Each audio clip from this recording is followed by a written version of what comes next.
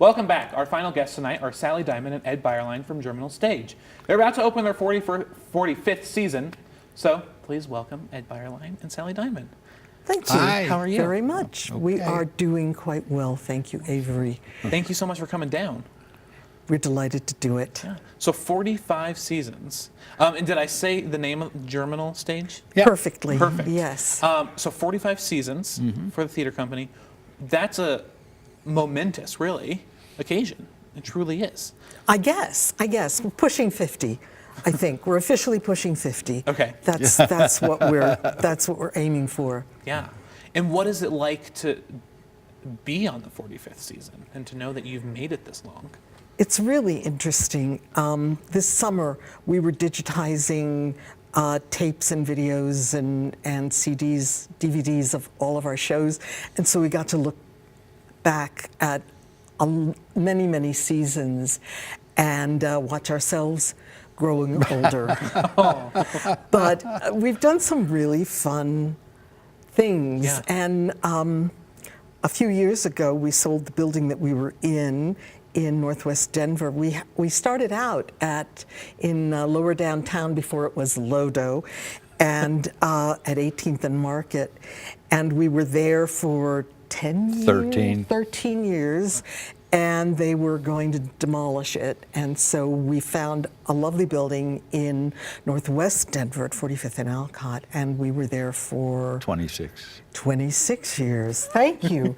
The numbers I like man. how this works. This is the numbers guy. Well, we've been married 50 years. So 51. yeah, we just sort of feed one another when we run out of information. And then we sold that building, and we've been kind of gypsying around. We were in Westminster at 73rd Avenue Theater for 3 seasons, and then we were in Westminster High School, which was a trip. And now we are at the Firehouse Theater in Lowry, in the John Hant Ballroom, where we're doing readings of plays that we love. And next season we will be in the John Hant Theater for 3 productions for a season. And I wanted to talk about that. What is it like getting to come into the John Hant? Because so many theaters have kind of come and gone from there and kind of share that space.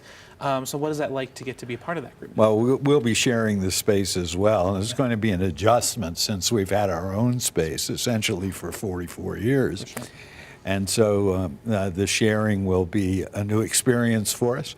It's also finding or discovering a new space and new technical facilities that we'll have to adjust to. And so it's an adjustment, but we're doing the kinds of plays that we've done at our other theaters over the years. Yeah. And let's talk about those plays. What is in store for the 45th season? What do you guys like to do? Well, in January, we'll be doing 2 early Pinter plays. We're doing The Room and The Collection. We've done The Collection before, but it's been a long time ago, but we've never done The Room. And then in May, we'll be doing Hay Fever by Noel Coward.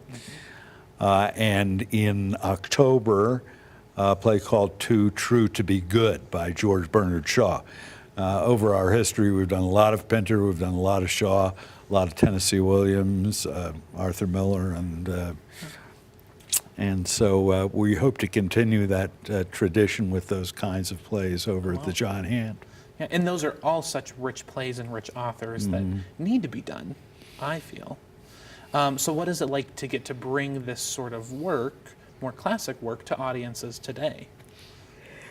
Well, it's interesting. Our audience a lot of people in our audience have been with us, some of them the whole time. That's wonderful. Mm-hmm. And so they're graying. And so we're hoping that by moving into the John Hant, we'll pick up some of the audiences that other theaters have brought there who will be curious about some of the plays that we're doing, things that they've heard of or read in school, or things that are in their minds, but maybe not in their wheelhouse. And so we're sort of hoping that people will check us out. Wonderful. Because we're in a very convenient location You now. guys are now, yeah. And I want to ask, as someone who's just starting their theatrical journey and getting into theater some, from sitting on the same couch with people who have been doing it for 4 decades. What advice do you have for young people who are wanting to start theater companies or wanting to be actors and directors? What would you tell them?